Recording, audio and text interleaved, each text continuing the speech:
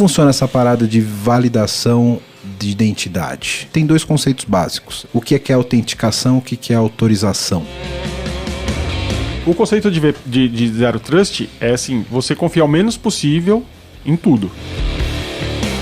Questão de cofre de senhas. Imagino que muita gente escuta isso hoje em dia, né? O cofre de senhas, eu preciso de um cofre de senhas, cadê o cofre de senhas? Só que a gente já vai muito mais além. Como tudo em TI, também é um conceito. A gente tem o cofre de senhas debaixo de um conceito muito grande chamado PAM, o Privileged Access Management. Então, me dá o root aí porque eu quero fazer truncate table na tabela sempre que eu precisar. Não é assim que funciona, né? E aí, como que o pessoal de infra resolveu de forma rápida? Tira o default gateway das máquinas. O default gateway, o gateway padrão de navegação não é mais a empresa. É o gateway local dele, é o roteador da operadora dele, local. Só que aí, com isso, você criou uma vulnerabilidade. Essa pessoa precisa começar a pensar nesses conceitos. É o primeiro passo, na minha opinião. Por quê? Se eu tenho um conceito de PAM, que foi o que a gente comentou aqui, eu começo a me preocupar. Eu protejo as minhas credenciais? Então, essa é uma pergunta que eu geralmente faço para quase todo mundo.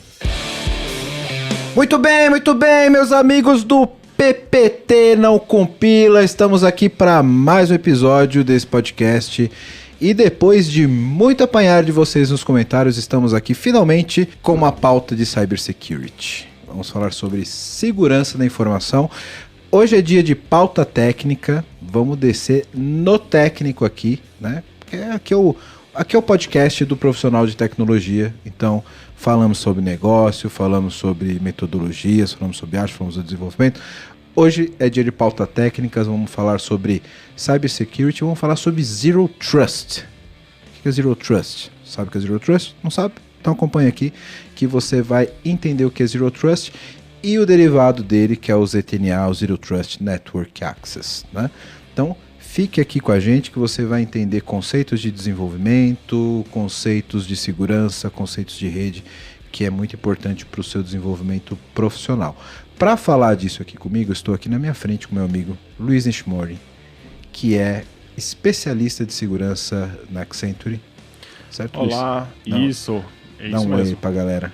Olá, então, Luiz Nishimori, especialista de security, hoje focado em cloud security pela Accenture, desenvolvendo projetos de arquitetura. Tenho aí 15 anos de experiência em cyber, em grandes empresas, né? Esse cara vai dar uma aula pra gente aqui hoje de cybersecurity. E aqui na nossa ponta, Gabriel Ramos, que é engenheiro de sistemas na Vault One. Certo, Gabriel? Opa! Dá um oi pra galera, fala um pouquinho da Vault pra gente. Oi, pessoal. Obrigado pelo convite, Luiz. Sou engenheiro de sistemas na Vault, tenho a responsa aí de apresentar uma solução de PAM para o mercado. A gente tem um objetivo muito grande de trazer uma solução brasileira para as empresas brasileiras que buscam se proteger no momento de acesso remoto, credenciais e por aí vai. Vamos falar bastante sobre esse assunto. Muito obrigado pelo convite. Eu que agradeço a presença de vocês aqui. Acompanhe a gente que hoje é dia de pauta técnica boa, hein? Vamos falar sobre todos esses conceitos, vamos falar sobre rede, microsegmentação de rede, autenticação, autorização, como você pode ser um dev melhor no seu desenvolvimento. Então acompanha com a gente. Bora!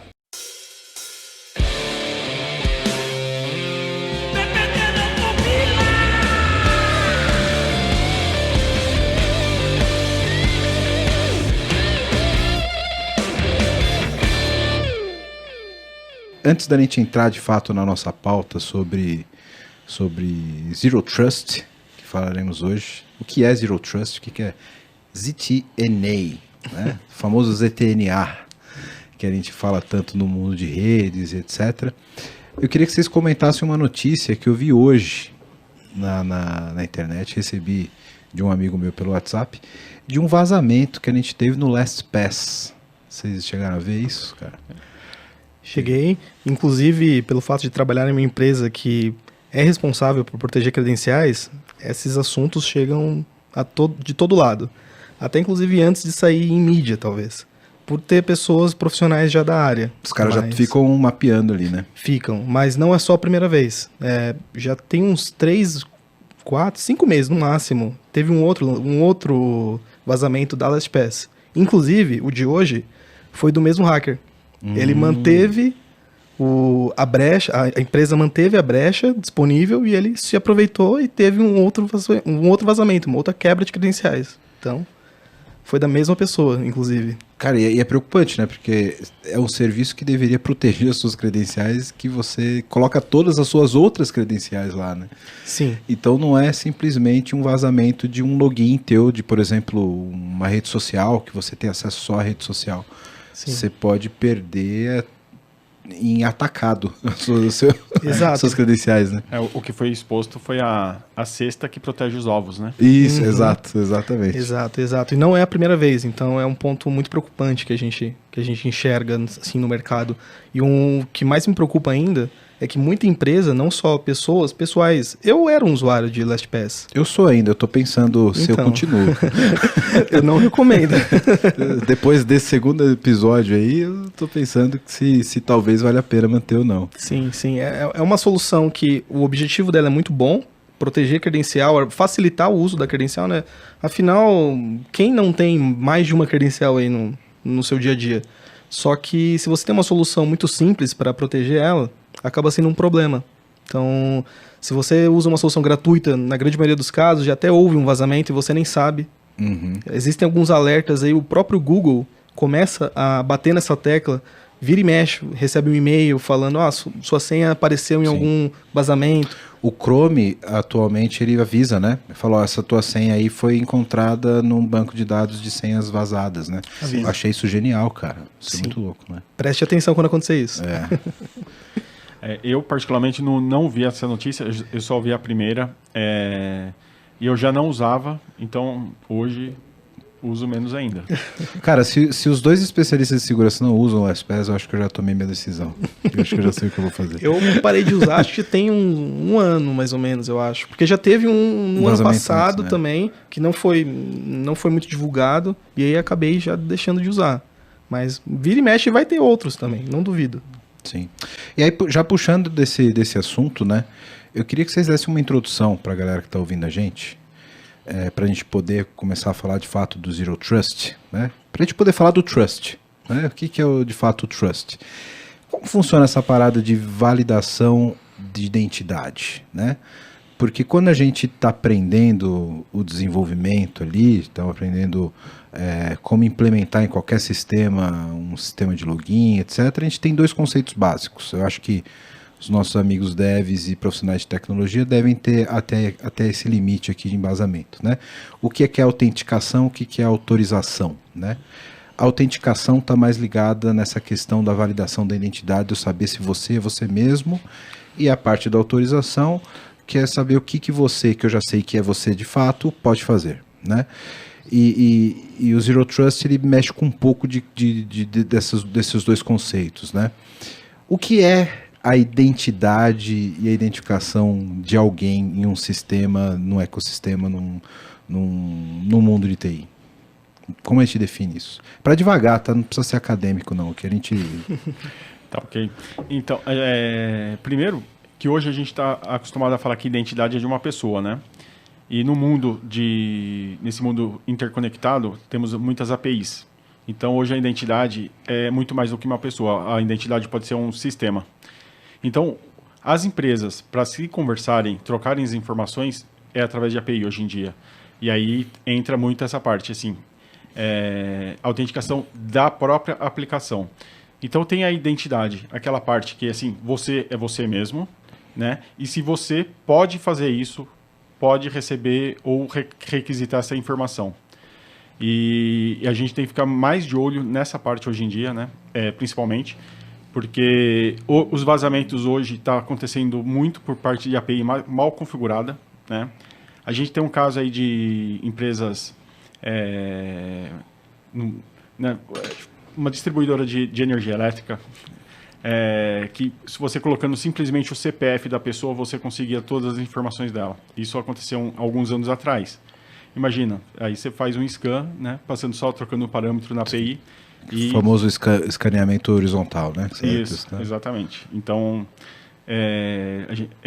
nisso que hoje eu reforço muito a teoria de autenticação, autorização, né? Porque é muito fácil a gente falar de pessoas, mas o pessoal esquece do background, né? Do back-end, que os back-ends se conversam e não são necessariamente pessoas. Sim, Aí, na verdade, a gente está falando de autenticação de entidades, né? Entidades. Sejam pessoas, sejam sistemas, etc, né, Gabriel? Exato. E um ponto muito preocupante também, entrando nesse assunto de API, é que a grande maioria das soluções hoje em dia, não só soluções de segurança, elas oferecem API aberta.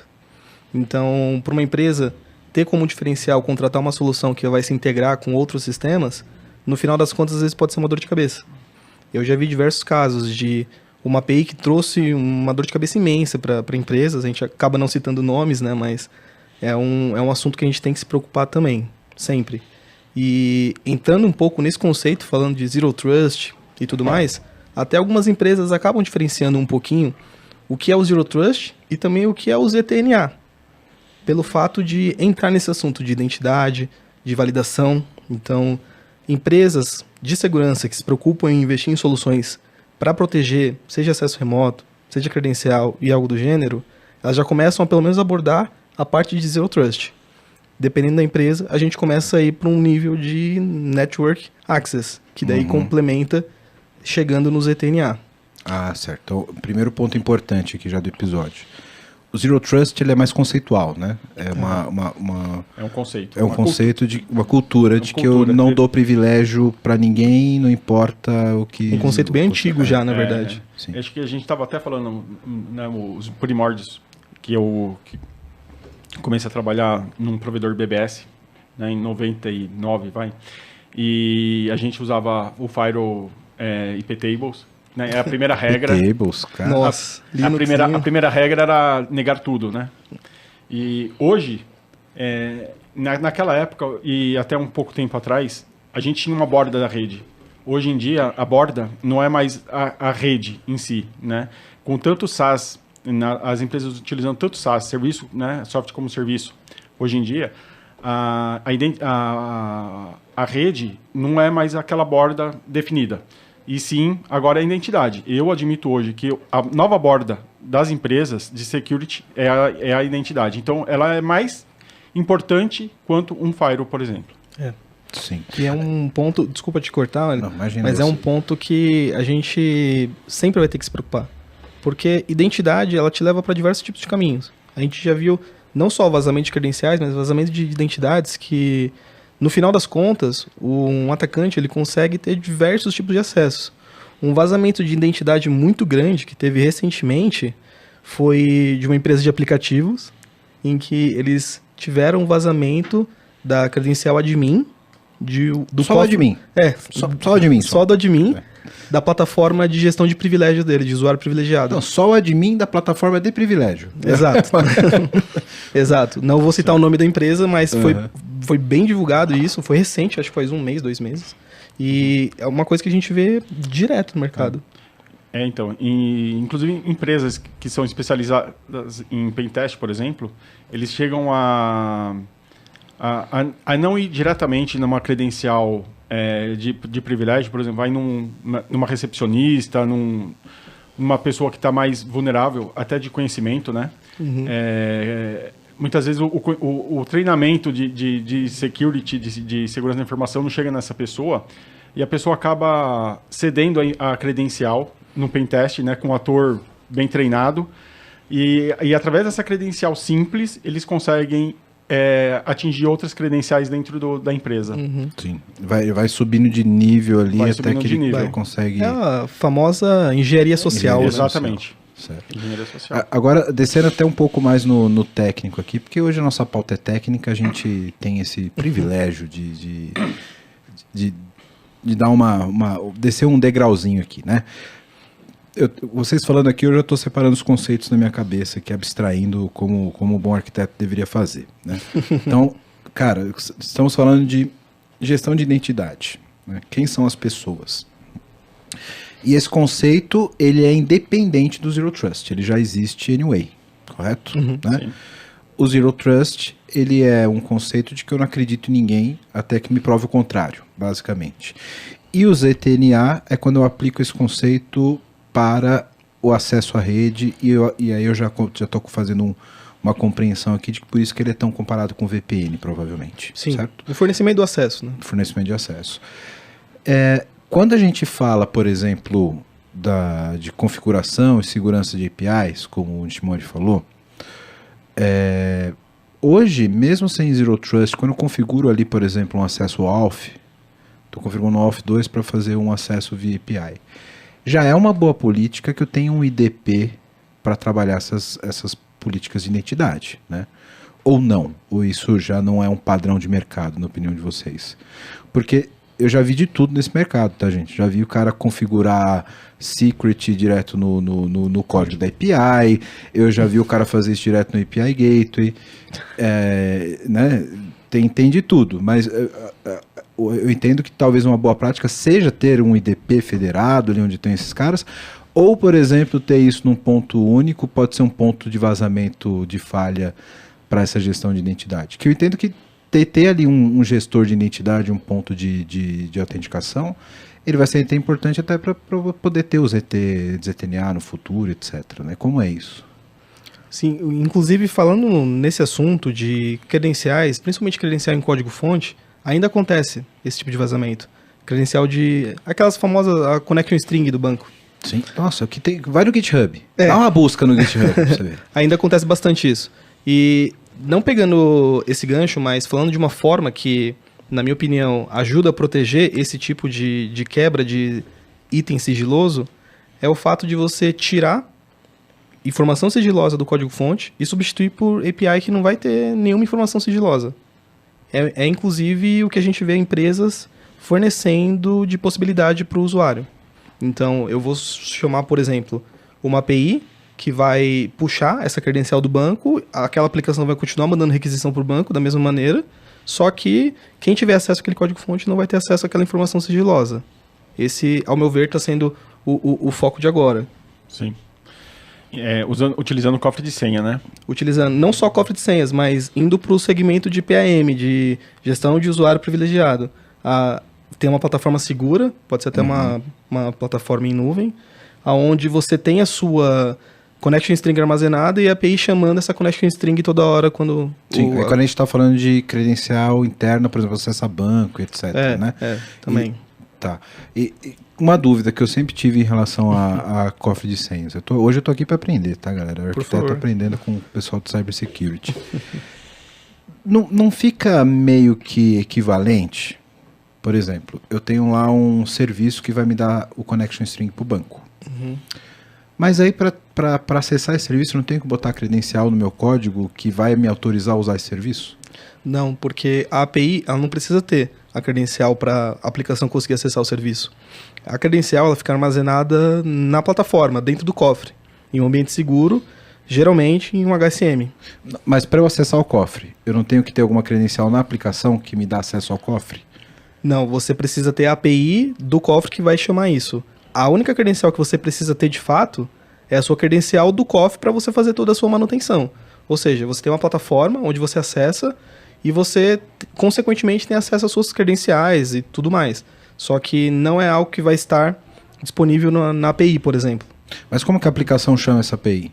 Ela chama de diversas maneiras. Eu tenho até um códigozinho pronto aqui, salvo, que eu posso mostrar para você depois. Inclusive, que é onde a Vault usa para proteger a credencial de código-fonte. É um scriptzinho curto até, não lembro quantas linhas tem, deve ter umas 30 linhas mais ou menos, mas é o fato dele chamar o que está cadastrado dentro daquela plataforma.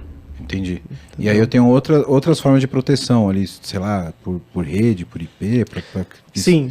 Não só por rede, por IP e tudo mais, mas pelo fato de ela estar armazenada dentro de um ambiente seguro.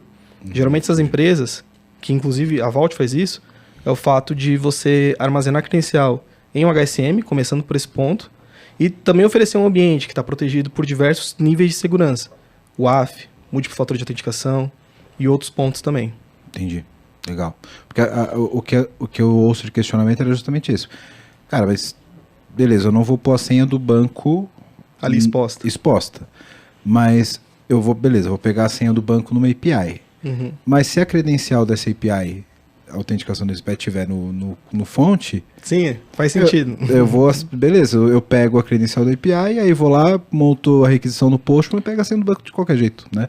Mas tem uma... Tem a proteção por trás. Isso, Sim, tem porque... uma proteção para quem peça possa fazer. Porque para fazer a validação dessa credencial, ou seja, o que a gente chama de sacar a credencial, ela precisa partir de um ponto ou outro. Ou seja, a validação de que ela está saindo de um ambiente seguro, entrando, o caminho está sendo feito de forma segura. É igual uma conexão que a gente utiliza Jump Server. Para validar, o Jump Server valida quem está entrando, para onde está indo, e se essas validações estão corretas, ele libera a conexão. É a mesma pegada. Não é simplesmente chamar de API. Tem um environment que permite fazer isso. É o que a gente chama de confirmação. Então, o fulano de tal... o fulano, eu quero dizer a aplicação, tá vindo do lugar certo, está indo para o lugar certo, então eu vou sacar. Então tem toda uma validação por trás antes de ter a liberação. Entendi. Então, e no caso do Key Vault, por exemplo, do Azure, você pode liberar só para quem está dentro do próprio Azure, do ambiente do Azure. É a validação, Entendeu? por exemplo. Que é a validação. Entendi. Entendeu? Então, assim, ele só vai aceitar de quem está dentro do Azure. Então...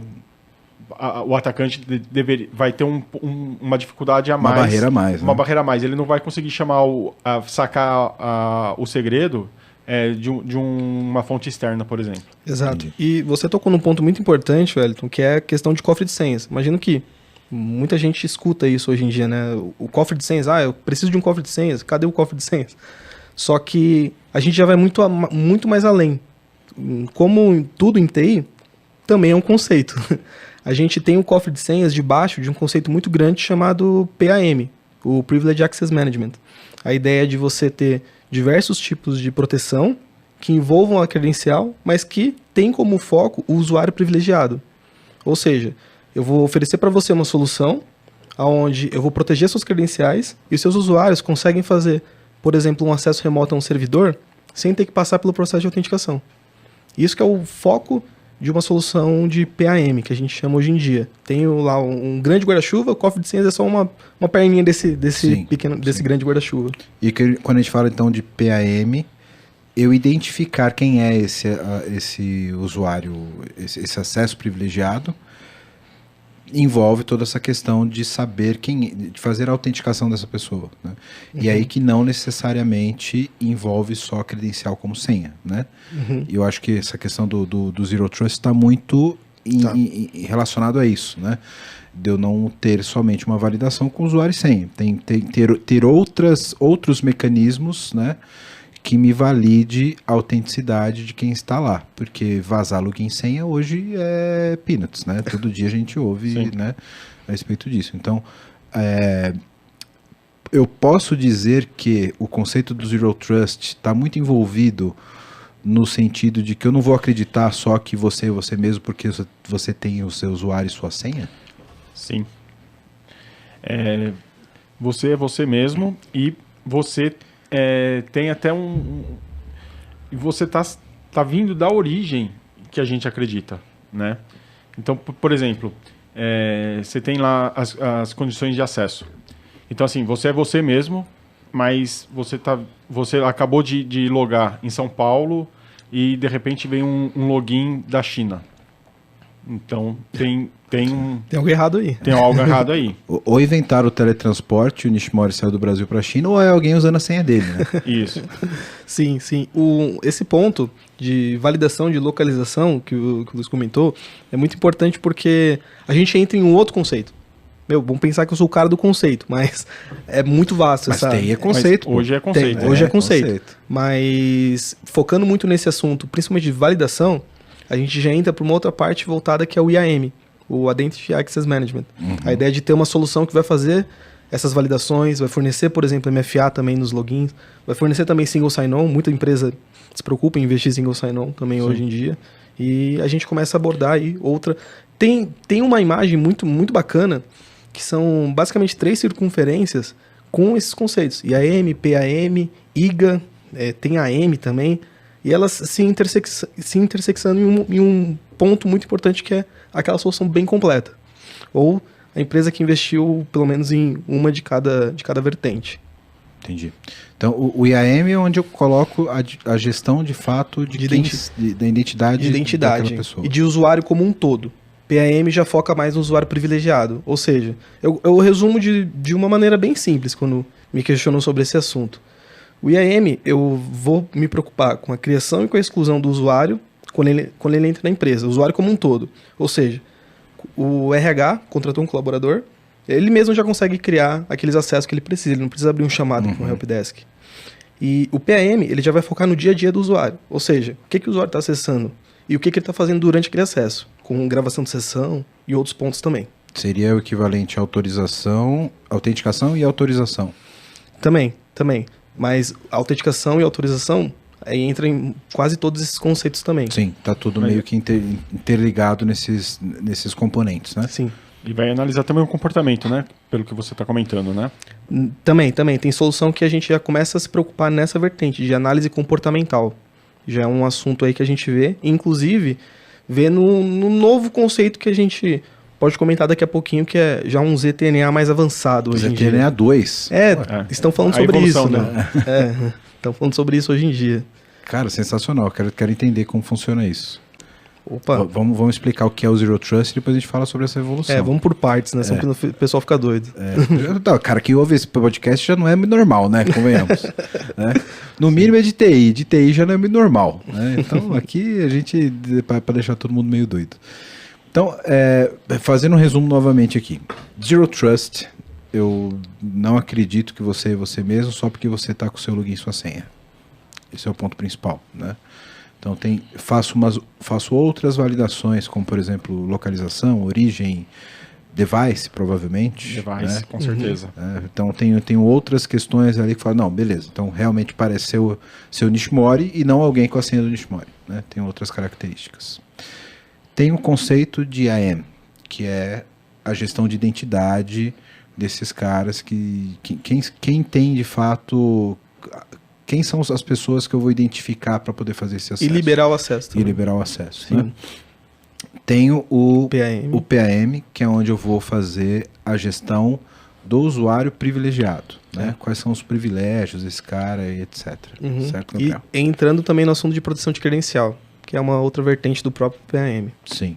E quando eu estou falando de acesso de aplicação para aplicação, eu tenho a questão do cofre de senha aqui, que eu uso esse conceito de outras validações, não só o acesso direto para a API, para proteger credenciais, etc., como dados sigilosos de banco de dados, etc. Né? Sim. Exato. Já chegamos a quase uma universidade de cybersecurity aqui em alguns minutos de episódio. Opa, que bom. Que bom. E como é que a gente encaixa o Zero Trust nessa parada toda? Qual o conceito de Zero Trust de fato? Na minha opinião, a ideia de você ter que se preocupar com uma solução que faz essas validações que a gente está comentando até agora. Ou seja, se eu vou comprar uma solução de PAM, vou dar o exemplo de onde eu trabalho, eu vou ter uma solução que vai armazenar os meus usuários, ou seja, eu tenho lá os cadastros dos meus usuários que vão fazer esses acessos e por aí vai. E esses usuários, eles vão ter permissões definidas. Ou seja, se eu tenho lá uma solução de PM que o time de marketing vai acessar, faz sentido, ao meu ver, eles acessarem redes sociais. Não faz sentido uma pessoa de marketing acessar um servidor, por exemplo. Sim. Então, SSH. Pra que esse cara quer ter SSH? O cara vai fazer servidor. Vai usar um protocolo SSH para fazer algo. Pra quê? Acho que tem alguma coisa errada. Eu vou gravar um banner direto no FTP do disco. Não vai. Então a gente se preocupa com essas validações e permitir que o admin ele consiga dar permissão para quem realmente precisa. Ou seja, eu vou compartilhar o recurso com aquela pessoa que realmente vai fazer o uso desse recurso. Não vai ter um uso aberto bem amplo na rede da empresa. Isso aí, você vai ter vários perfis de acesso conforme a necessidade de cada usuário, né? E a gente estava até conversando aí anteriormente, antes do episódio até, que é muito fácil o desenvolvedor, o gerente do projeto, né? Principalmente projetos de metodologia ágil, que está com a sprint atrasada, solicitar um acesso e falar assim, eu preciso ter o seu admin do projeto. Esse usuário tem que ser admin, ele tem que fazer tudo, porque a minha sprint não pode atrasar. Eu quero root. Eu quero root. É isso. Não, a gente vai avaliar, vai liberando aos poucos. né? E conforme a necessidade, é claro que tem, assim como na metodologia ágil, a segurança também tem que se adaptar, tem que dar agilidade também na provisão desse acesso, né? Para não impactar a sprint. Mas isso tem que ser muito bem validado, muito bem estudado. Cada acesso, tanto de back-end como de usuário, tem que ter uma finalidade certa, né? Não Sim. nada mais além daquilo. É aquilo que você falou antes, né, Shimori? É o denial. Denial. Né? Isso. E depois você vai liberando ali de acordo com o que precisa, né? Isso. Sim. E entendendo de fato o contexto que você realmente precisa, né? Porque é o que você falou, desenvolvedor atrasado. Pensa num bicho. Nossa. É o desenvolvedor atrasado, né? Então, pô, me dá o root aí porque eu quero fazer truncate table na tabela sempre que precisar. Não. Não é assim que funciona, né? Porque você pode estar querendo usar... Eu acho que eu me coloco muito no papel do desenvolvedor, tá? Por tanto tempo que eu passei desenvolvendo e por ser arquiteto. Eu também. Nasci no desenvolvimento. Né? Isso, Fui para security. Exatamente. Então, Eu nasci, mas já fui pra security. Desde sempre. foi só a base de formação mesmo de ADS e depois. Sim. Apesar de que era bem gostoso. Cara, acho que é o mundo que todo mundo acaba nascendo, né? Ali, pra ter a base e tal. Mas o que passa geralmente na cabeça do desenvolvedor, e que eu acho que é um ponto até pra gente esclarecer aqui e fazer as pessoas pensarem melhor sobre esse ponto de vista, é que geralmente o cara pensa, porra, mas por que eu não posso ter esse acesso? Porque ele tá sempre pensando pelo lado positivo da parada. Tipo, cara, eu não vou fazer nada, eu só vou resolver o meu trampo, eu só vou dar truncate na minha tabela, porque é pra desenvolver mais rápido. Mas, cara, pensa que alguém no teu lugar, mal intencionado, poderia fazer algo que não é tão bacana como você está querendo fazer para entregar o seu trampo. Então pode ser um processo um pouco mais chato para você que é bem intencionado, que quer resolver o seu trampo, mas outras pessoas que podem estar se passando por um cara bem intencionado como você é o que vai causar um vazamento no LastPass, por exemplo, que pode ser a sua empresa no futuro, né? Isso aí. Acho que um exemplo importante é você rodar uma aplicação web, né, e o serviço do web server, por exemplo, está rodando como administrador, por exemplo, como root ou como administrador. O cara roda o Windows. Apache como root. Isso. E dá acesso à escrita para o web server inteiro, né? Exato. E aí disco todo. Uma vulnerabilidade no Apache que está longe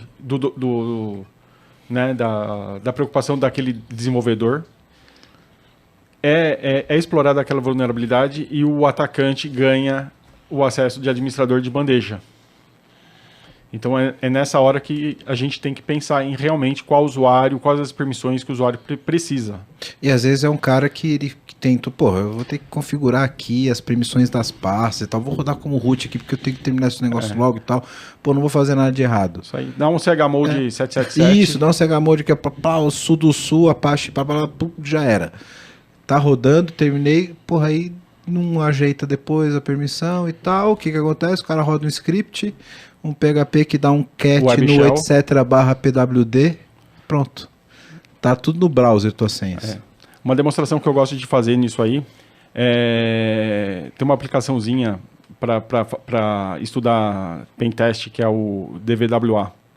Né? E você faz o upload de um PHP inocente, que roda um web shell, e aí com o Apache rodando como root, você ganha acesso a todo o sistema. A culpa não foi do desenvolvedor, né? A culpa é da infra. Mas como que você vai minimizar esse problema, né? Realmente diminuindo os privilégios do usuário, do login. Sim, e privilégio, na minha opinião, é a palavra da vez hoje em dia. Pessoas se preocupando cada vez mais, se preocupando em investir com soluções para isso, e é onde a gente está tentando expandir aí. Hoje, depois de alguns anos de profissão, o que eu aprendi quanto menos privilégio eu tenho, melhor, mais feliz eu estou. Porque menos responsabilidade eu vou ter. Então, quando eu entro numa empresa hoje, com a maturidade que eu tenho, eu nunca vou querer uma senha de administrador, por exemplo. Uma responsa. Muito mais responsabilidade. Sim, sem dúvida. Sem dúvida. Eu acho que aí fazer até um contraponto, né, com um cara que veio do desenvolvimento, eu acho que privilégio demais é ruim, sempre. E privilégio de menos também, né?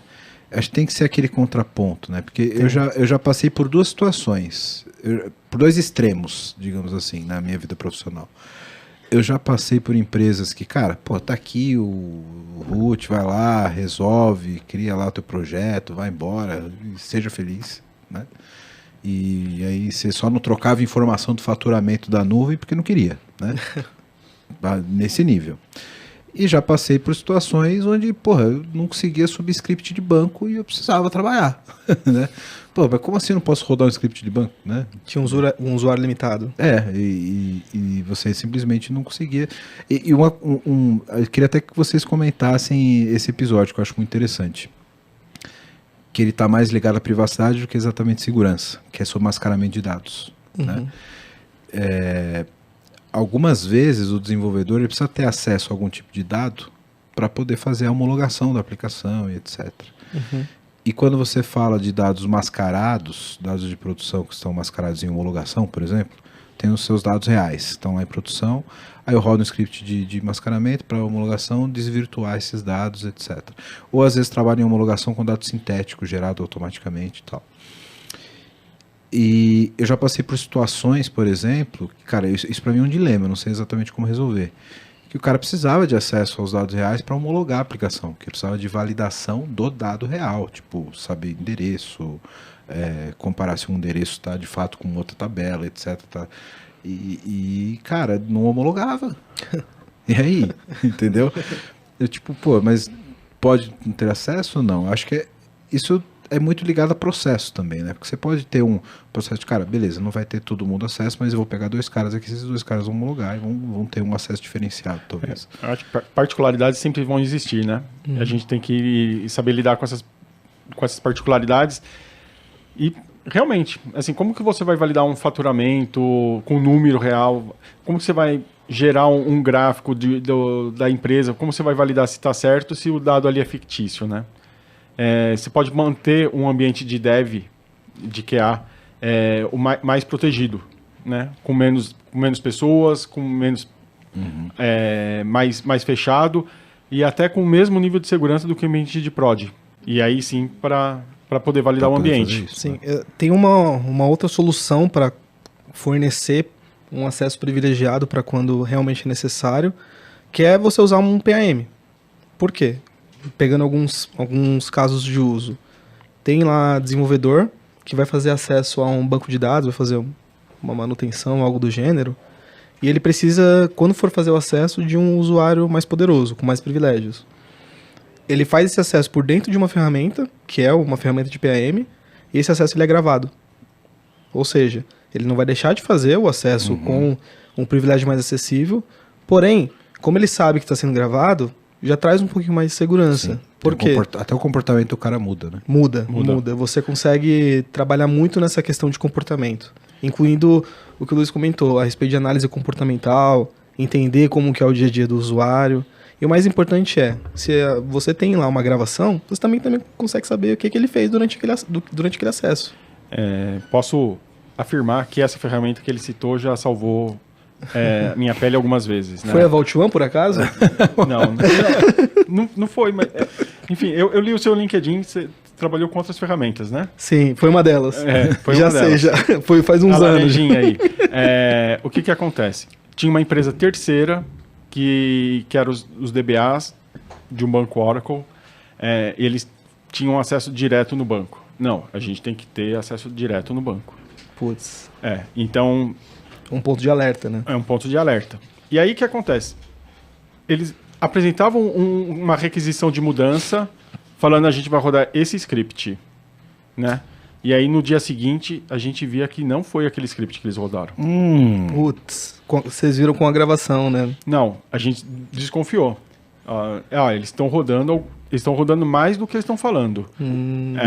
O efeito que você notava era diferente do que era proposto na mudança, né? Porque no dia seguinte dava problema. E se fosse aquele script que eles tinham apresentado na requisição de mudança, não era para dar o problema. Então, eles aproveitavam uma requisição simples para fazer alguma coisa mais avançada. Então, a gente entrou com um processo para adquirir uma ferramenta para gravar as sessões. E aí estancou os gatos. Não precisou nem pegar o problema, né? Mas simplesmente parou de acontecer, né? Olha Sim, que coisa. Exatamente. Porque, inclusive, essa ferramenta até dropava alguns tipos de comando, né? Sim, você consegue bloquear.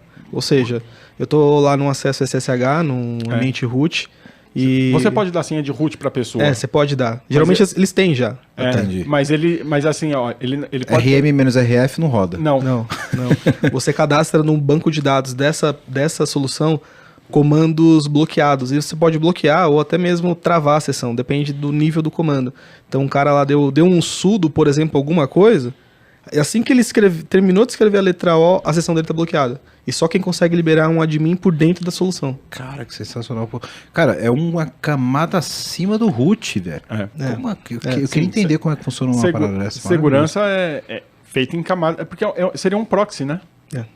Ah, sim. Ele não transmite pro terminal, na verdade, ele tá antes, né? Ele tá entre o cara e o terminal, né? São camadas de segurança, né? Então você tem essa camada que seria um equivalente a um jump server, né? Sim. Então, para você acessar o servidor, você tem que passar por ele. Precisa. É onde o processo de autenticação é feito, na verdade.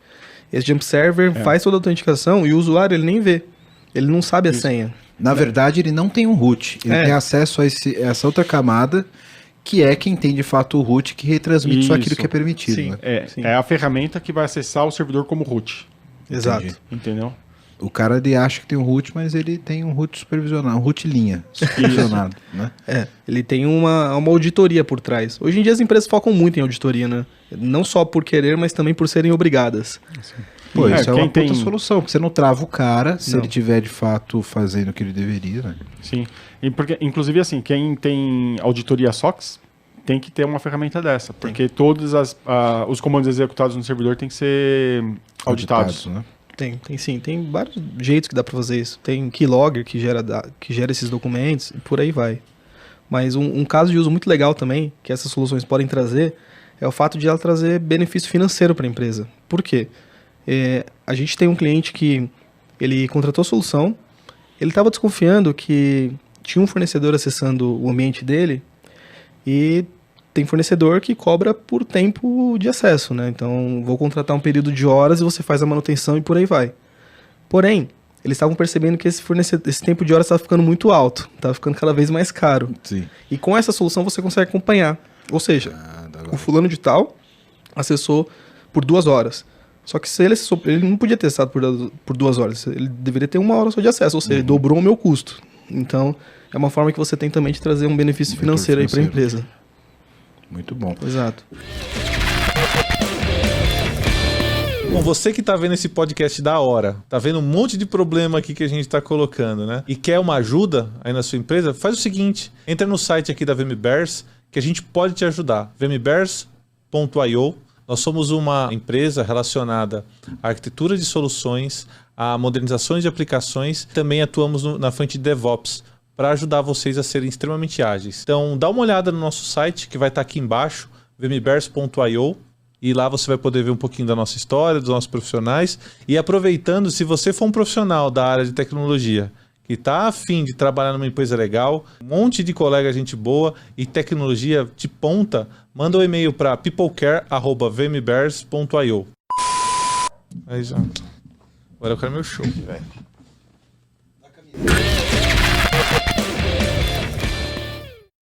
Deixa eu puxar mais uma continuação aqui sobre o Zero Trust. Acho que essa parte mais conceitual e das validações, etc., pelo menos para mim aqui tá mais claro. Que bom.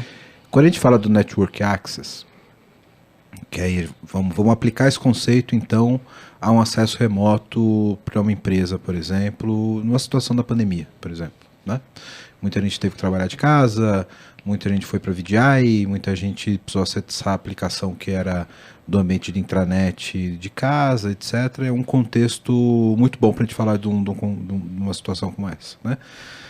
E aí eu queria gerar uma contextualização e mais um conceito aqui para a galera que está ouvindo a gente. Quando a gente fala de acesso remoto, geralmente no ambiente corporativo, a gente fala de acesso via VPN, que é o mais comum, né? Sim. E esse tipo de acesso via VPN, geralmente, ele tem uma construção que é mais de incluir o cara dentro do perímetro daquela rede interna da empresa, né? O que a gente chama de proteção perimetral. Né? Eu queria que vocês detalhassem um pouco mais isso, que é tipo trazer o cara para dentro da rede. Né? De alguma maneira. De alguma maneira. Durante a pandemia, eu tive um caso muito interessante durante a pandemia. Porque do dia para a noite as pessoas tiveram que ir para casa trabalhar como davam. Né? Nossa. E aí, por padrão, né, nesse conceito que você vai trazer o usuário remoto para dentro da rede da empresa, então a internet também era roteada para dentro da empresa. Né? Porque quando você conectava na VPN, você acessava todos os recursos da empresa e também a internet era roteada para dentro da empresa, no conceito de Zero Trust. Né? Você isolava a máquina do Wi-Fi da casa dela, de onde qualquer lugar que ele estava, para sair 100% pela empresa. Só que o que aconteceu? Como todos os funcionários, ao mesmo tempo, estavam fazendo esse tipo de acesso... Não teve banda suficiente. Não teve banda. Então, engargalou. Né? Todo mundo conectou na VPN, todo mundo navegando ao mesmo tempo, e entrando e saindo pelo link de internet da empresa, não deu throughputing. E aí as empresas tiveram que, naquele momento, liberar o acesso local. Né? E aí, nesse ponto, o Zero Trust perdeu uma força. Foi um DDoS sem querer. No primeiro momento teve o DDoS, porque a internet, todo mundo acessou a internet. Como que você faz para eliminar esse DDoS? Não, então tira o Default Gateway para rotear pela VPN e deixa o pessoal navegando pelo link local dele mesmo. Vamos dar uma explicação para a galera que não conhece tanto de rede aqui, né? Para o pessoal entender o gargalo. O que é a VPN, né? Eu vou fazer uma explicação super básica de arquitetos que, por favor, me complementem e corrijam alguma imperfeição. Arquitetos são mais inteligentes que engenheiros. Vamos arrumar uma briga aqui no PPT, hein? O que é a VPN? Eu me conecto com um servidor de VPN dentro do meu ambiente corporativo e ele vai fazer um túnel criptografado entre a minha conexão de internet e a conexão da corporação, digamos assim. E aí tudo passa a ter essa criptografia. E neste momento, a minha conexão de rede passa a ter um IP frio da rede interna também daquela corporação. Então é como se o meu computador estivesse conectado localmente lá, através de um adaptador de rede emulado, que vai receber esse IP frio, e por consequência, o que o Nishimori estava explicando, o meu gateway de acesso também passa a ser o da rede interna. Sim. Então, aquele tráfego de internet que eu faria pelo meu IP quente público, que iria pelo meu provedor de internet local, ele passa a vir do gateway da própria corporação, do próprio gateway, né?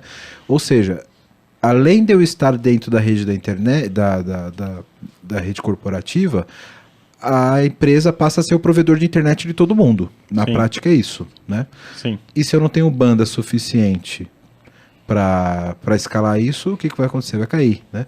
Porque o importante não é a banda entre a minha máquina tunelizada e a internet. A empresa, né? Porque aqui eu estou usando o meu link, né? O problema é que muita gente vai requisitar dado de fora da internet, fora da rede interna, e isso vai sair pelo link de saída da corporação, né? Então é o link da corporação com a internet e não a conexão comigo, né? Isso, e esse usuário remoto ele vai estar usando duas vezes o link, né? Porque é para entrar, né, na empresa e depois para sair de novo para buscar alguma coisa na internet. E aí isso causou na época o DDoS. Né? E aí como que o pessoal de infra resolveu de forma rápida? Tira o Default Gateway das máquinas. O Default Gateway, o gateway padrão de navegação não é mais a empresa, é o gateway local dele, é o roteador da operadora dele, local. Né? Só que aí com isso você criou uma vulnerabilidade.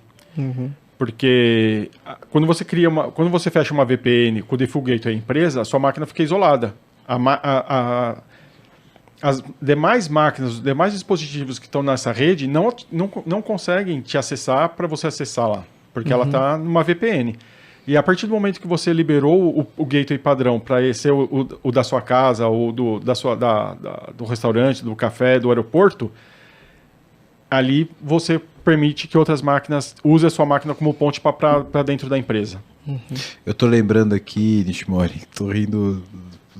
O pessoal não tava me vendo aqui, quem tá me vendo não tá lembrando, não tá me vendo, mas eu tô rindo aqui porque aconteceu um caso muito parecido comigo. Putz. Numa empresa que eu trabalhei, que eu não vou citar o nome, mas quem quiser olhar no meu LinkedIn, foi a última empresa que eu trabalhei antes dessa. Bem objetivo. É fácil de saber. Foi bem no começo da pandemia que todo mundo tava em casa. E até aí tava tudo bem. Esse problema que você falou, no momento que todo mundo acessou, não aconteceu, né? Acho que o link deu vazão, etc. Tava tudo bem. Até aí tudo certo. Só que aí a festa de fim de ano da empresa teve que ser remota. Porque não podia ter aglomeração e tal. Putz. Contrataram uma banda bacana, né? Vamos fazer a banda, mandaram o voucherzinho de iFood pra todo mundo pedir sua cervejinha em casa. Pensaram em tudo, cara. Sensacional. Mandaram o voucherzinho. Aí a banda ia fazer um streaming remoto pra galera assistir de casa, tomando a cervejinha com o seu voucher. Alguém teve uma brilhante ideia, genial. Ele falou, cara, é só pra funcionário, então o streaming vai ser via VPN. Então, para acessar o streaming, você vai ter que conectar via VPN, né? Enquanto você está trabalhando ali, só com o browser e tal, o link aguentou, estava tudo funcionando. Só que aí quando o cara falou, não, para acessar o streaming tem que estar conectado na VPN, porque é só para funcionário, o que aconteceu com o streaming de vídeo? Caiu tudo, velho. Não aguentou. Caiu tudo. Caiu tudo. Deve ter sido muita decepção.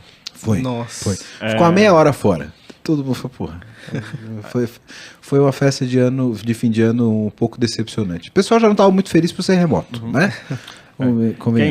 Quem quer essa experiência, coloca 10 dispositivos acessando o Netflix a 4K, né? De resolução. Isso, de uma vez só. De uma vez só vai ter a mesma experiência. Isso. Vai cair tudo.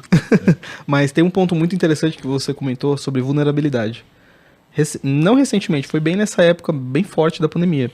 Teve uma empresa da área de saúde, serviços médicos, não vou citar nomes, que tinha um fornecedor acessando por meio de uma VPN um ambiente de rede deles, e pelo fato de ter essa exploração de vulnerabilidade, o atacante conseguiu acesso, a empresa teve diversos tipos de dados criptografados e eu lembro que no final das contas essa dor aí deu uns 5 milhões de reais, mais ou menos. Eu acho que eu sei que caso foi esse porque eu sou da área de saúde. Eu acho que eu sei qual foi o caso. Foi bem forte, isso aí eu lembro que teve bastante divulgação. Sim. E eu lembro que a empresa não queria assumir. Sim. Eu lembro que a gente tinha conexão com eles e cortamos tudo que era conexão que tinha com esses caras, porque não sabia se ia ter algum tipo de vazamento que pudesse afetar e tal. Vocês conectavam por meio de VPN com eles? Não, era via API, mas cortamos todos os acessos. Melhor, né? Menos mal. Né? Fez bem, eu lembro que isso daí teve tava em todo lugar, esse comentário. Sim. E sempre usava ele de exemplo. E aí, voltando pro ponto, então, da conexão via perímetro. Né? E aí eu queria que você esclarecesse um ponto que ainda não está muito claro para mim. Porque onde eu tinha estudado até então sobre os ETNA, quando ele fala do Network Access, ele falava muito sobre uma conexão ponto a ponto, de usuário e recurso imediato.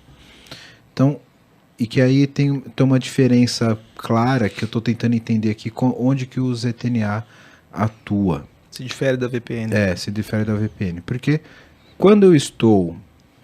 Vamos fazer uma analogia. Analogia não, vamos montar um cenário aqui. Eu estou dentro da rede da empresa. Quando eu estou dentro da rede da empresa, a menos que eu tenha restrições de firewall a nível de rede que me impeça a chegar nas aplicações todas que existem, eu consigo acessar virtualmente qualquer coisa na intranet, qualquer IP frio que esteja dentro daquela rede. Sim. A menos que eu tenha esse tipo de restrição. Então, quando eu conecto via VPN, virtualmente o efeito é o mesmo. Eu estou dentro do perímetro daquela rede e eu consigo acessar tudo que está ali. Sim. E os grandes defensores do ZTNA é que eu consigo fazer essa validação, tipo, você tem que acessar somente a aplicação XYZ da sua intranet, então eu vou te dar acesso só diretamente a esse cara. Essa arquitetura de rede, para mim, não é muito claro como isso funciona, então, porque eu vou validar esse cara para chegar direto só nessa aplicação. Sim. Como é que eu restringo esse IP, esse DNS? O ponto do Zero Trust que eles falam isso é a microsegmentação da rede, né? Então, dentro da rede, você restringe o acesso. Então, por exemplo, não é porque está no mesmo segmento de rede, no mesmo barra 24, por exemplo, que é bem comum, que eu vou acessar a máquina do lado, entende? E até vamos voltar um pouco mais para trás. Antes a gente segmentava a rede assim, usava os equipamentos de hardware, né? Tem um hub. No hub você não segmentava nada. Puta, hub, cara. Hub, todo mundo falava com todo mundo, né? Aí vieram os switches. Não, os switches tem os domínios de colisão, então você tem as VNets, então cada VNet fala com uma VNet e os domínios de colisão você diminuía. Então assim, você tem vários barras 24, mas não é porque está no mesmo equipamento que eles vão se falar, né? Você segmentou por VNet. E aí hoje em dia eles estão segmentando a subnet. Então mesmo você estando no mesmo barra 24, no mesmo domínio de colisão, você vai ter lá um desktop firewall, um host firewall, né? Melhor dizendo, restringindo esse acesso. Então, por exemplo, por VPN é muito mais fácil explicar, porque você dá um perfil de acesso. Você tem um grupo, né? Quem está nesse grupo, a VPN só vai liberar para acessar determinada aplicação. Então, você consegue segmentar. Agora, dentro da própria rede também. Então, por exemplo, você tem uma rede de banco. Qualquer um pode acessar a porta do banco. Entende? Então, você coloca uma regra no host, no firewall do host, falando, não, só a aplicação pode vir acessar a porta do banco. E aí, então, deixa eu ver se eu entendi bem aqui, Nishimori. Isso não necessariamente está ligado ao ZTNA, mas essa microsegmentação de rede eu poderia conseguir fazer com VPN, por exemplo. Consegue fazer por VPN, mas porque assim, a microsegmentação ela é um dos itens do ZTNA. Sim. Entende?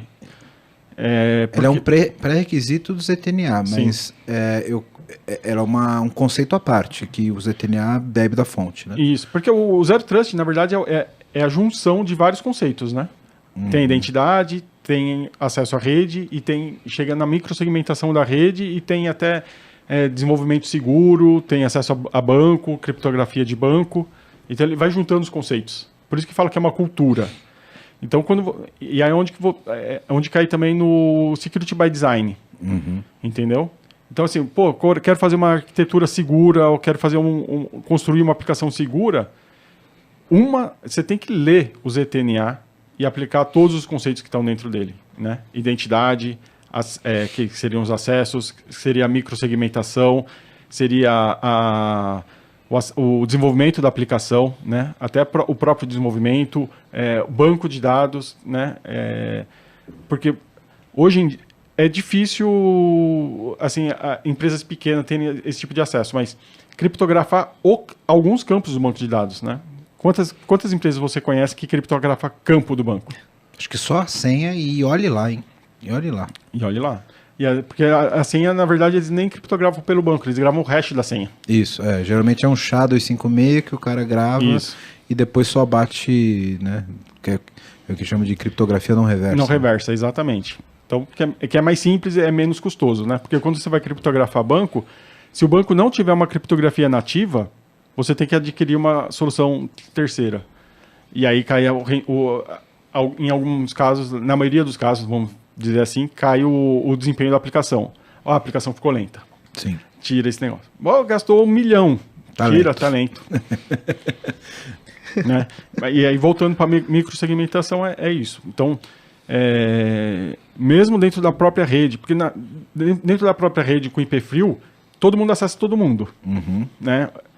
Tá ali, todo mundo se conversando, mas você não pode confiar, por exemplo, eu inclusive um tempo atrás eu participei de um projeto desse. Esse departamento tá isolado, aqui trabalhava como bolhas mesmo, entendeu? Cara, na minha época a gente tinha que colocar esses caras em classes diferentes de rede para não acessar. Exato. Né? E se você consegue fazer esse tipo de microsegmentação e fazer isso em configuração de privilégio, a gente está num mundo muito mais fácil, né? Sim, e inclusive tem soluções de NAC, né, de Network Access Control, que faz isso de forma até mais simples, né, porque você, através do 802.1x, você autentica no switch, vamos dizer assim, e aí ele vai e fala assim, você pode acessar só isso. Não chega a ser uma VPN, porque aí o tráfego não está criptografado, mas Sim. o switch só vai liberar você para acessar conforme o seu nível de acesso. Entendi. Entendeu? E se uma máquina desconhecida, né, você até falou de validação de device, uma máquina desconhecida plugar o cabo de rede na sua empresa, ela não vai ter acesso nenhum. Mesmo que o DHCP tenha dado um IP fio para ela. É porque Ou talvez nem deu IP, né? vai dar o IP de uma rede de visitante, de guest. Ah, entendi. Entendeu? Sensacional. Porque assim, na hora que plugou, e aí o switch vai mandar um sinal pro agente que tá na máquina. Quem é você?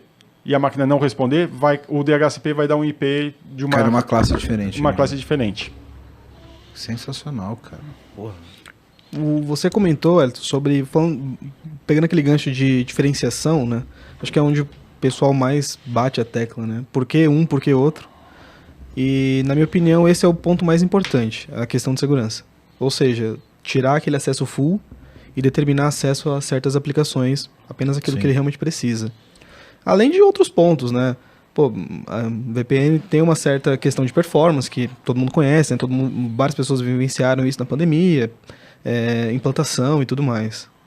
Mas o ZTNA, quando eu faço uma conexão, por exemplo, agora fazendo uma comparação bem pura, simples e tosca entre ZTNA e VPN.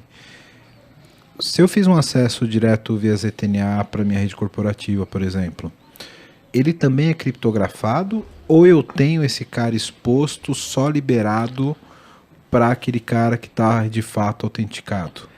VPN por conceito vai estar criptografado. VPN sim, mas e o ZTNA? Ele é criptografado também, o tráfego entre os dois? Ou eu tenho um nível de segurança tão grande que eu consigo expor esse cara e só confiar no cara que tem um acesso? Se você tiver externo à empresa, tem que estar criptografado. Sempre. Sempre. Então por trás eu vou ter também uma VPN, entre aspas. Isso. Conceitualmente falando. Porque o conceito de Zero Trust é assim, você confia o menos possível em tudo.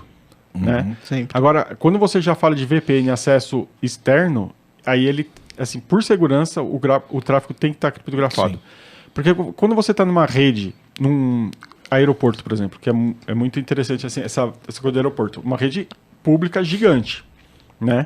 É pública assim, o guest do aeroporto, você não domina quem está lá dentro. Sim. Né? É maior que de um cybercafé, de um... Enfim. Porra, imagina, o maior cybercafé tem nem do comparação, país, né? né? Então, do país, mano. a VPN vai isolar a sua máquina, o seu equipamento, e vai colocar um túnel criptografado. Então, se alguém, um autor malicioso, tiver na mesma rede que você e tentar capturar os seus pacotes, por exemplo, né, para snifar, né, melhor dizendo, snifar os seus pacotes, ele vai pegar esse tráfego criptografado.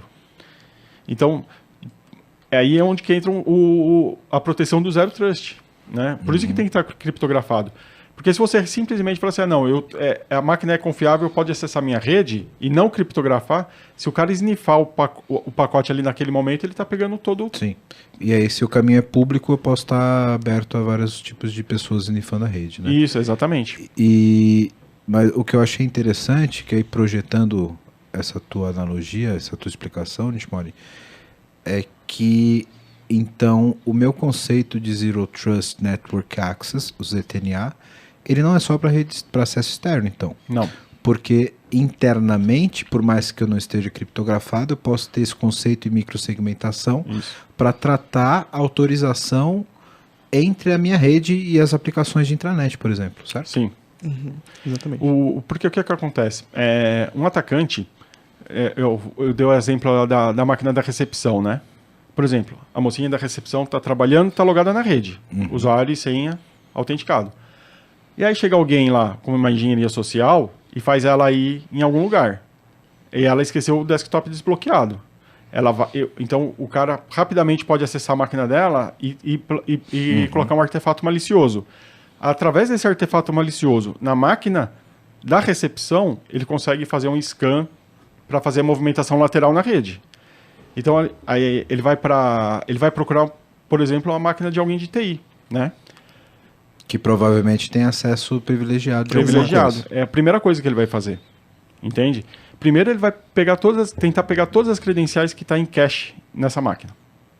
Por quê? Porque ele vai tentar reutilizar o cache, o hash né, melhor dizendo, ele vai tentar reutilizar o hash dessa credencial. Né? Provavelmente o cara do suporte que tem admin do Windows logou naquela máquina e o hash está no cache daquela máquina. E aí através desse hash ele vai começar a se movimentar lateralmente. Entende? Até ele achar uma máquina que é alguém de TI, que é alguém que tem administrador domínio, que é... Pô, ele vai conseguir... Ele vai conseguir, com certeza, o servidor de arquivo, porque ela tem acesso. Cai no file server, já tá logado, né? E aí do file server, ele consegue, e aí... Aí vai embora. A brincadeira vai longe. E cara, eu acho que o grande ponto aqui que dá uma até para deixar um pouco mais simples para quem não é de rede entender, é que essa questão de você não tratar mais o acesso perimetralmente, mas microsegmentado, faz toda a diferença. Faz. Né? Porque é a mesma coisa de você ter uma mansão, você tem um monte de quartos na sua casa. Todos eles têm um monte de dinheiro. O que é mais seguro? Você colocar uma bela de uma porta em cada um dos quartos, você cercar com um muro a sua casa inteira e todos os quartos estarem abertos, né? Acho que essa questão da rede perimetral e você jogar o cara para dentro. Uma vez que o cara caiu dentro do seu perímetro, se você não tem controle de acesso dentro dele, já era. O cara tem acesso, como você falou, né, todos os IPs, todos os pontos, e aí, cara, se ele botou um código malicioso na recepção, cara, virtualmente ele cai em qualquer lugar, né? Sim, exatamente. Exatamente, é o foco, né? Proteger e só determinar aquilo que realmente a pessoa precisa. Inclusive, assim, tem eu já apresentei um laboratório para o cliente que era dessa forma, né? Assim, são duas empresas, uma floresta de domínio no AD, esse outro ambiente aqui está super protegido. E aí, então tá, vamos lá, tá mesmo? Defina super protegido, né? E aí, entra numa máquina simples, vai pulando até chegar no AD, dessa rede 1, né?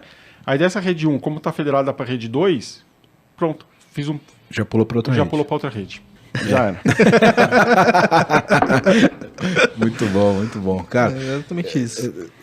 Tô bem mais claro aqui com esses conceitos agora. Muito conceitual, né? É muito conceitual. Muito, demais. Como tudo. E o que eu acho mais bacana é que é um conceito que depende de uma evolução também de uma arquitetura de rede. Depende. Não é simplesmente, cara, vou tirar minha VPN e vou começar a usar Zero Trust. Cara, se tua rede não é microsegmentada, você já dançou. Sim, exato. E a gente nem começou a falar de monitoramento disso tudo, né? A gente está falando assim, arquitetura, desenho, acessos, microsegmentações. E, no caso de um problema, todo esse ambiente tem que estar monitorado, né? Você tem que ter uma ação rápida, uma detecção rápida. Quero falar com você agora que ainda não conhece a Clever. Clever é uma empresa que já tem mais de 3 milhões de usuários em 30 países com 30 idiomas diferentes, que tem trazido soluções em blockchain, criptomoedas e ativos digitais. O objetivo da Clever é te dar liberdade financeira para operar nesse mercado de cripto. Então, se você acredita nisso, se você acredita nessa liberdade, você já pensa como a Clever, vai conhecer os caras, é clever.io. Estão contratando também pessoal para trabalhar com cripto, com blockchain. Então, se você tem interesse, se você tem conhecimento nessa área, procura a Clever. Se você gosta de criptomoedas, se você opera no mercado, você precisa conhecer a Clever, precisa conhecer as soluções da Clever. Então, o endereço está aqui embaixo no vídeo. Para quem não está no YouTube, é clever.io. Vai lá, vai conhecer, que realmente é um mercado sensacional.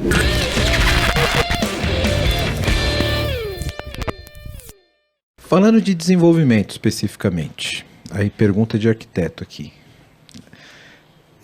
Pode ser que o que eu pergunte não tenha nada a ver com o assunto, mas eu vejo uma pequena correlação e eu queria entender se faz sentido ou não, e se não, que vocês me explicassem por quê. Quando a gente fala, por exemplo, de uma arquitetura que ela está baseada em microserviços, existe também essa questão de segurança sobre a rede entre a comunicação dos microserviços. A gente fala de service mesh e tal. Você até tem através do sidecar, então, ali uma possibilidade de conexão com um serviço, o outro não, que que dá um efeito semelhante a esse de microsegmentação que você falou. Eu já ia falar disso aí que você está perguntando, hein? Olha, O cara tá pensando lá na frente. O cara tá lá na frente. E quando a gente fala de Zero Trust, e a gente chega nesse nível de granularidade, de conexão de aplicações, através de serviço, etc., e esses IPs frios dentro de um Kubernetes, por exemplo, a gente tem muito uma questão que eu vi muito ligada a Zero Trust da autenticação entre essas pontas, né? Eu já vi abordagens onde você limita através do protocolo de rede, no sidecar, o que ele recebe de conexão ou não, mas eu vi também muito relacionado ao Zero Trust, esse tipo de conexão, a autenticação via MTLS, que é o micro TLS, né, que é a autenticação de criptografia com o accept dos dois lados, né? Porque geralmente o TLS que a gente usa no HTTP normal é de via única, né? Eu queria que vocês explicassem um pouquinho isso e dizer se isso de fato tem alguma coisa a ver com Zero Trust, ou se tem alguma coisa a ver com essa questão de microsegmentação, ou se é uma fonte de inspiração geral para esse tipo de desenvolvimento. Tá. Então, completando. Tem a ver com a microsegmentação, com Zero Trust, né? Inclusive tem o que eu já vi, inclusive soluções que ficam analisando o tráfego entre containers, né, no ambiente Kubernetes. Aí ele tem um container que fica monitorando todos os containers desse ambiente. E aí ele aprende, né, vem a monitoração com aprendizado de quem fala com quem, qual porta. E aí depois ele sai fechando, né? E aí ele vai aplicando as regras de firewall. Assim, ou seja, o container X só pode falar com o container Y nessa porta. Uhum. Por quê? Porque se um desses containers for comprometido, ele não consegue sair daquela bolha. Entende? Claro que aí vem a monitoração em cima do container, que ele está tentando fazer alguma coisa aqui fora do padrão, e aí você consegue reconstruir o container de forma rápida, né? Que é uma das vantagens do container. Uhum. Então, sim, tem muito a ver com o Zero Trust e microsegmentação, monitorar todas essas conexões de um Kubernetes. E ainda mais se tratando que um ambiente Kubernetes ele pode escalar de uma forma gigantesca, né? Assim, todo dia eu fico pensando qual o tamanho do Kubernetes de um Instagram, por exemplo. Né? Dá para medir? Né? Imagina, pouquinha máquina, né? Então, poucos containers rodando ali. E quantas porque assim, se você começar a pensar que cada botão que você aperta pode disparar mais de um microserviço, quantos containers, né, pode estar tendo que atender a sua solicitação ali naquele momento. Então, você tem que ter uma monitoração muito agressiva nesses ambientes. E aí, o equivalente que a gente falou do ataque de rede, né, que a gente estava falando de workstation, eu acho que é o mesmo para microserviço, né? Exato. Porque se você consegue colocar dentro de um serviço desse um código malicioso que tem acesso a todos os outros, né? Você compromete todo mundo. Você compromete a rede toda, né, cara? Isso. Então você tem lá um pod de container. Se um for comprometido, você pode comprometer todos. E aí de todos aí vai transbordando para os outros pods e aí o céu é o limite. Seu service mesh foi para as cucuias. Né? Exatamente. Muito legal. Cara, ficou mais claro aqui. Para a gente já segmentar aqui o nosso reta final do papo, eu queria pedir para vocês darem uma orientação para quem está nos ouvindo agora. Duas, na verdade, porque a gente pode ter dois perfis de pessoas nos ouvindo agora. Acho que a gente conseguiu cobrir uma boa área conceitual aqui do que de fato é Zero Trust. E aí a gente pode ter aqui o perfil do cara que é dev e preciso entender melhor essa parada. Por onde eu começo, o que eu estudo, para onde eu vou para poder evoluir nesse sentido de me tornar um... ele não vai virar um Gabriel amanhã, ele é dev, né? Mas ele pode, eu acho que todo dev pode se tornar um dev melhor aprendendo sobre cybersecurity. Deveria, inclusive, fazer isso, né? O famoso DevSecOps. DevSecOps, exatamente. Por onde ele começa, né?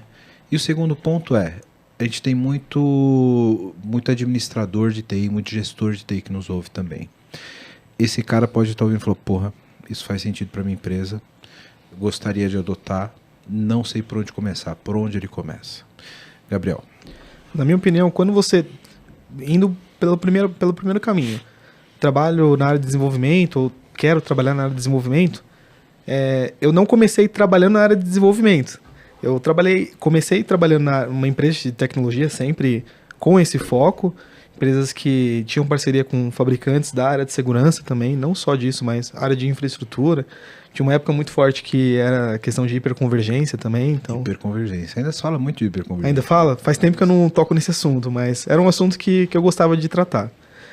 Porém, eu vinha tendo uma base na área de desenvolvimento. Como a gente falou nos bastidores, eu não curtia muito Java. Meu foco era mais ficar mexendo em linguagens um pouco mais fáceis. Só que se você tem um conhecimento na área de segurança, vai muito além do que você pode entregar numa empresa.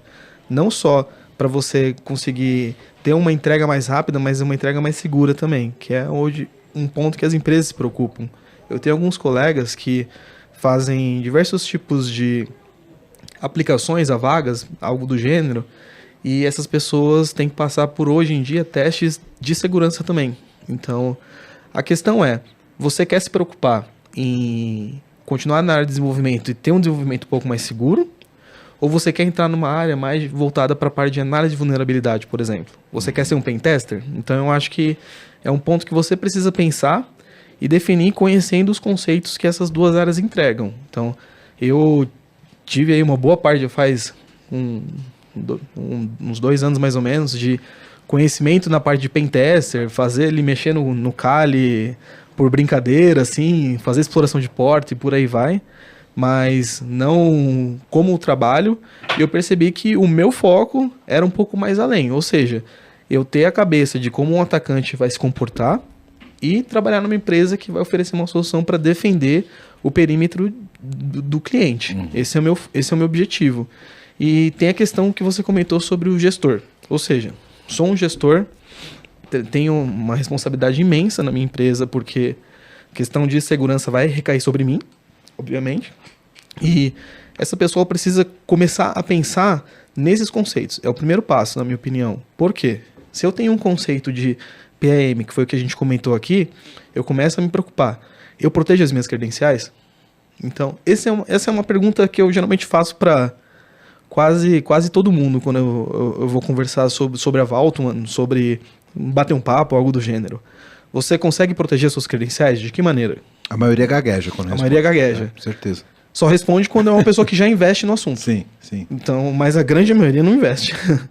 E essas pessoas, como elas passam a parar para pensar nisso, falar, nossa, eu realmente deveria me preocupar com isso. Elas começam a olhar soluções, fazer demonstração, fazer POC, e por aí vai. Só que não só nisso, mas também faz sentido você se preocupar com outras áreas da empresa. Tem muito gestor que se preocupa em proteger o ambiente de TI. Só que não é só no ambiente de TI que um atacante vai focar o seu alvo. E nem sempre começa na TI, né? Nem sempre. Às vezes ele começa por fora até chegar na TI, como o Nishimori falou. Né? Exato. Eu já vi casos de uso de credenciais vazadas a partir de área comercial, que tinham dados sigilosos de clientes da empresa, que consequentemente, por ter criptografia em cima desses dados, ou seja, os dados foram criptografados, a empresa teve um prejuízo financeiro grande. Ou seja, você tem que se preocupar com outras áreas da empresa também, não só com o time de TI. É aí que você olha para uma solução e você fala, essa solução eu consigo encaixar aqui para o meu segmento? Para a minha área de TI? Consigo, mas para as outras áreas não. Então faz uma diferença no final das contas isso, na minha opinião. Então, se você, recapitulando, um resumão, se você é dev, quer entrar na área de segurança e tudo mais, para pensar se você quer focar apenas em ser um pentester, algo do gênero, ou se você quer desenvolver o seu trabalho de forma mais segura, entrar para um conceito aí que eu recomendo pesquisarem de DevSecOps e por aí vai. E se você é um gestor, começa a se preocupar em outras áreas da empresa, a se fazer perguntas, eu estou protegendo o que eu realmente deveria proteger e por aí vai. Legal. Nishimori, sou um dev. Quero melhorar o meu desenvolvimento. Quero pelo menos evitar um SQL injection no meu campo do formulário. Por onde esse cara começa a ter uma interação aí para melhorar o comportamento dele? tem muito conteúdo técnico, né, no YouTube. Se você procurar por SQL Injection, desenvolvimento seguro, né, tem até cursos pagos, né, que se você quer acelerar o teu conhecimento, tem cursos na Udemy, por exemplo, super baratos, né, tem outros cursos um pouco mais caros, né. Tem essa aplicação que eu citei aí anteriormente, DVWA, que é para você ver como a vulnerabilidade é explorada. Inclusive, assim, ele te dá a receita, né? Você instala essa aplicação, ela roda tanto em máquina virtual como Docker, e você consegue seguir uma receitinha de bolo e trabalhar as vulnerabilidades, né? Acho que nessa demonstração, você já vê que cara, nossa, é muito mais fácil do que eu imaginava, né? E, assim, tem muito conteúdo hoje. Hoje em dia está muito fácil você acessar, procurar no Google desenvolvimento seguro e codar de uma forma mais segura, né? Então, acho que curso, meu ponto, né? E para os gestores, investir em campanha de conscientização, né? Não adianta você investir só em ferramentas, né? Eu conheço muita empresa que investe aí milhões, né? 2 milhões por ano em cybersecurity e não investe na principal ferramenta que é o ser humano, né? Como eu gosto muito de citar assim, as pessoas que estão fora do foco, do radar da empresa. Assim, a recepção, um analista júnior de administração, por exemplo. Essas pessoas, elas não têm um acesso que a gente tem hoje, por exemplo, em cybersecurity. Então, uma campanha de conscientização na empresa vai elevar muito o nível, né? Prevenir uma engenharia social, um ataque de phishing, alguma coisa dessa forma. E eu acho que é até um pouco mais barato do que ferramenta, né? Claro, tem que ter ferramenta, né, para bloquear, mas a ferramenta sem a campanha não vai adiantar. E até de certa forma contratar empresas para fazer demonstrações para os funcionários, que é um complemento da conscientização. Porque muitas vezes fica muito vago assim, ataque hacker é muita ficção, né? Hoje o pessoal fica pensando assim, parece um ataque alienígena. Não existe. Né? Não existe. Assim, acontece no quintal do vizinho, né? Não, como assim? Só acontece em filme. Como assim, através de um pendrive, de clicar no e-mail e o cara vai ter domínio a todas as credenciais da empresa, né? Um Active Directory vai ser comprometido. Isso é muito surreal para as pessoas comuns, né? Eu acho que vale a pena uma demonstração. Uma demonstração dessa quebra muitos mitos, né? Assim, as pessoas são mais impactadas. Eu ouvi uma vez de um amigo que trabalha com segurança, ele fez uma comparação que eu achei genial. Ataque hacker e meteoro é a mesma coisa. Tá caindo meteoro na Terra o tempo inteiro. Poucos chegam no solo e de fato atingem a gente. Mas você está sendo atacado o tempo inteiro, né? Provavelmente sua empresa está sendo atacada agora, mas alguém não encontrou uma vulnerabilidade e não conseguiu chegar no solo com o teu meteoro. Mas que tá rolando um port scan no teu IP quente agora, amigo? Certeza que tá rolando um port scan. Com certeza. E lembrando que a segurança, principalmente a cibersegurança, ela é feita em camadas, né? Então, os ataques estão chegando, mas assim, tem a camada 0, camada 1, a camada 2, até chegar no dado, né? Então, e aí é muito mais fácil você fazer uma engenharia social, hoje em dia, é muito mais fácil você fazer uma engenharia social na camada que já está o dado, que é a pessoa, do que na camada 0, um partição. E falando em tempo, a empresa demora muito tempo para saber que tem um acesso externo, um atacante externo dentro do ambiente dela. Questão aí de meses até, dependendo do caso. O cara tá morando lá já. Exato, né? exato. É onde que a gente fecha o Zero Trust, né? Assim, monitoramento. Não adianta a gente ter um monte de ferramenta monitorando o acesso, monitorando a rede, monitorando a aplicação, né? Protegendo a identidade, protegendo a rede, protegendo a aplicação, se você não está monitorando. Porque num comportamento anômalo é onde você vai detectar o ataque, né? E aí você tem que ter uma ferramenta bem calibrada para pegar o ponto fora da curva. Pegar os pontos fora da curva, exatamente. Sim. O pessoal fala muito em inteligência artificial, né, hoje.